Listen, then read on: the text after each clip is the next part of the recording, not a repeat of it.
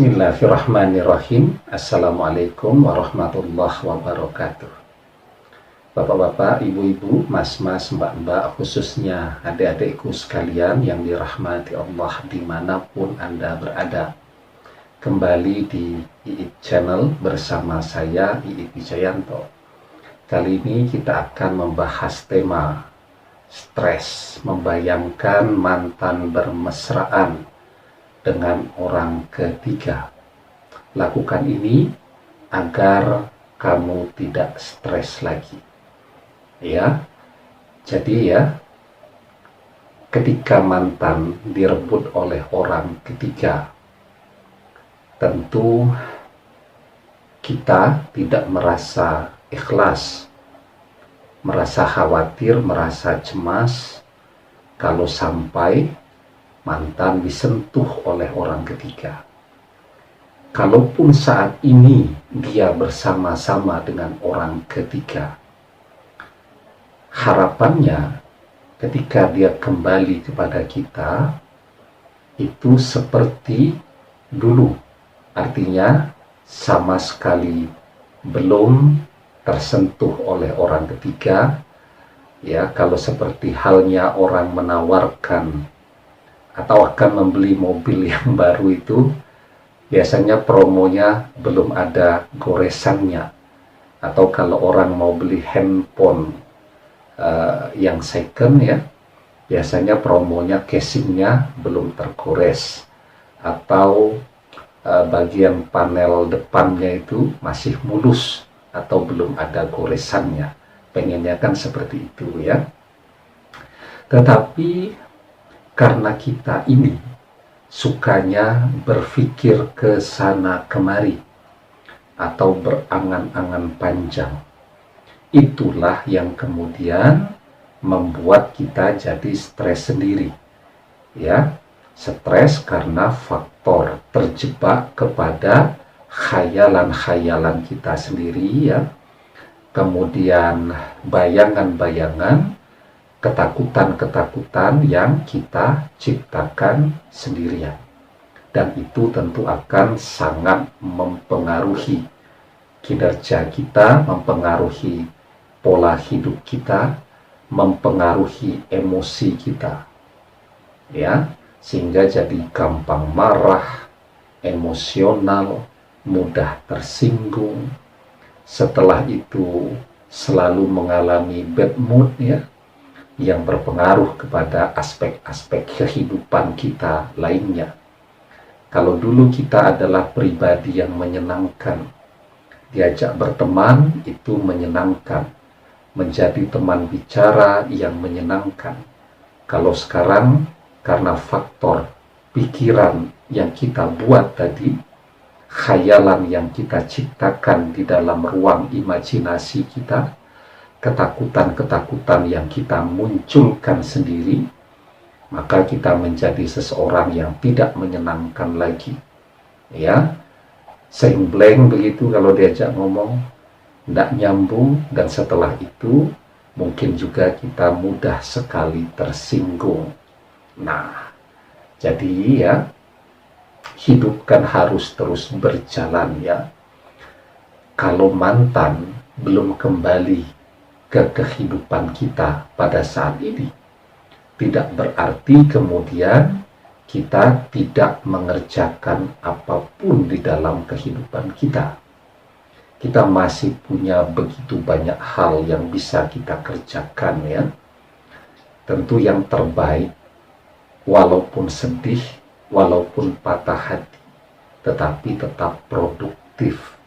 Karena produktivitas itu akan menjadi hiburan bagi kita, akan bisa mengalihkan pikiran kita dari berkhayal dan berangan-angan panjang tadi. Banyak yang mengeluh tuh, susah tidur Ustaz, ya, karena setiap malam selalu khawatir kalau seandainya mantan disentuh oleh orang ketiga, bayangannya macam-macam. Ya, sudah beginilah, sudah begitulah, dan seterusnya tadi. Nah, jadi yang harus Anda ketahui ya, jangankan yang bersangkutan secara terbuka ya sudah menegaskan bahwa dia sekarang bersama-sama dengan orang ketiga.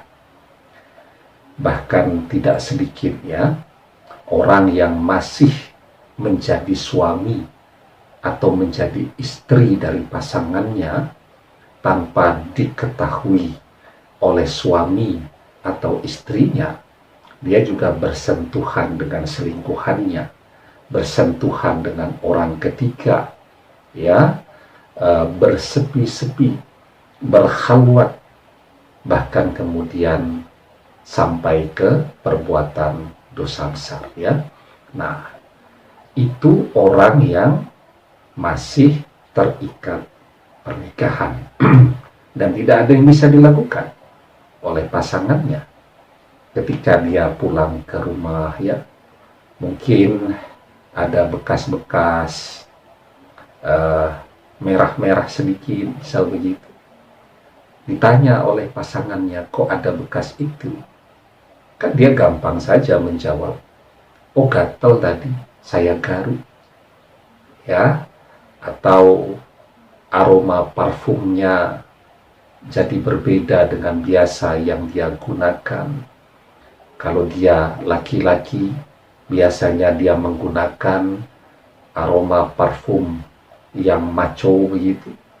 Tiba-tiba di bekas pakaian yang dia pakai di hari itu ada aroma parfum yang feminis dan sebaliknya. Ya, jika biasanya dia berada pada siklus kerja yang normal, berangkat jam 7 pagi, jam 4 sore, setengah 5 sudah sampai di rumah. Ini alasannya lembur terus, sehingga baru sampai rumah jam 10 malam, jam 12 malam, ya. Terjadi perubahan pada diri yang bersangkutan dan lain sebagainya. Ini masih namanya suami atau namanya istri. Ternyata tidak ada apapun yang bisa dilakukan untuk membentengi agar pasangannya ini tidak bersentuhan dengan orang ketiga tadi. Ya. Jadi kenapa sampai terjadi begitu? Seperti yang sering saya sampaikan, ya. Kita ini ketika merasa sudah memiliki, sudah menjadi suami, sudah menjadi istri, lupa memagari pasangan yang tercinta ini dengan doa-doa.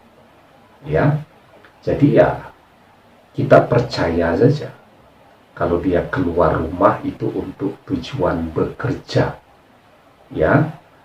Tetapi kita lupa ya bahwa manusia walaupun dulu sepertinya cinta banget, tetapi dimanapun ya dia bisa saja melirik dan tergoda kepada orang lain.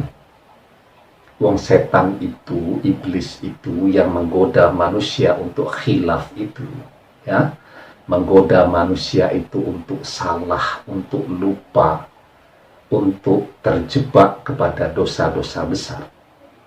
Setan itu jumlahnya itu berkali-kali lipat dibandingkan jumlah manusia. Jadi manusianya satu, iblis dan setan yang membisikkan, ya, merayu dia untuk berselingkuh misal, itu jumlahnya mungkin bisa ratusan atau ribuan. 10 setan membisikkan dia untuk berkhianat, ya. 500 setan kemudian menimbulkan rasa suka kepada seseorang yang dia lihat sehingga kelihatan berkali-kali lipat lebih menarik. Ribuan setan dan iblis kemudian membisikkan kepada calon orang ketiga ini untuk menggoda atau untuk tergoda dan seterusnya tadi. Ya. Nah, sehingga memang itu yang selalu kita lakukan. Kita lupa untuk memagari orang yang kita cintai, pasangan yang kita cintai itu dengan doa-doa. Karena keyakinan kita kalau sudah dapat, maka dia akan setia selamanya. Ya, padahal godaan untuk salah itu bisa datang dari mana saja. Ya. Nah, karena itu yang bisa Anda lakukan tentu berdoa kan, memohon kepada Allah agar kalau masih jadi pasangan Anda dipagari dari godaan yang demikian, agar cintanya hanya fokus kepada Anda. Kalau dia wanita, istri begitu, dia akan selalu melihat Anda sebagai orang yang paling tampan sedunia. Kalau dia laki-laki, dia melihat Anda sebagai wanita yang tercantik sedunia. Anda mohon kepada Allah, sehingga kemanapun dia pergi itu seperti ada tali yang mengikat dia. Selalu ingat, selalu terbayang, selalu kangen kepada Anda untuk kembali. Ya. Nah, kalau sudah berstatus sebagai mantan, bagaimana? Ya sama, doa juga, pagari, mohon kepada Allah agar dia tidak bisa disentuh oleh orang ketiga. Dan ya, berhenti membayangkan yang aneh-aneh itu tadi. Ya, kalau mau membayangkan Anda dengan mantan, menghayalkan sesuatu sebagai pengantar sebelum Anda tidur, ya, misal selesai berdoa, belum terlalu ngantuk, membayangkan yang baik-baik saja. Anda membayangkan mantan sadar kembali kepada Anda. Anda membayangkan ya, mantan menyadari bahwa cinta sejatinya adalah Anda. Anda membayangkan dia pulang ke rumah, mengetuk pintu rumah Anda, meminta maaf, kemudian menjadi keluarga yang sakinah ya, kemana-mana bersama, beribadah bersama, menunaikan ibadah haji bersama. Jadi bayangkan yang baik-baik, karena menghayalkan atau membayangkan yang baik itu sesungguhnya adalah doa yang baik. Rasulullah Shallallahu Alaihi Wasallam bersabda, "Idza tamanna ahadukum falyaksir, fa innama yas'alu rabbahu azza wa jalla." Ketika kalian berangan-angan, perbanyaklah, karena sesungguhnya ketika dia berangan-angan, dia sedang meminta kepada Rabb-Nya azza wa jalla. Ya, demikian, semoga bermanfaat. Wallahu a'lam bishawab, billahi taufik wal hidayah. Assalamualaikum warahmatullahi wabarakatuh.